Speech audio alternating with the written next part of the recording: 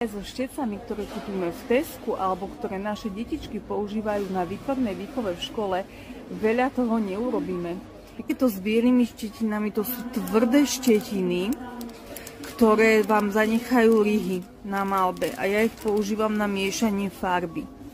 Alebo keď mi tie ryhy nevadia. Potom sú tu štece, ktoré majú taký jemnejší vlas, tie sú vhodnejšie.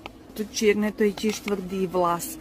A vo všeobecnosti ploché štece sú na natieranie ploch a takéto guľaté sa používajú skôr na nejaké detailíky, ale takéto biele, tak tie vôbec nedoporučujem.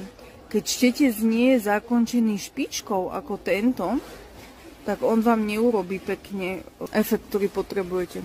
Pozeráme na cenu, 6,19 by som za takúto sadu štecov absolútne nedala. To by som si radšej išla kúpiť do nejakého diela pre umelcov, proste kvalitné dva štece, jeden plochý, hrubý, plochý, tenký a jeden taký hrubší, okrúhly a menší okrúhly na detaily. A s tými 4 štecami si človek už vie namalovať, ale tam naozaj ide o kvalitu tých štetín. Ďalšie tipy budú 21.1.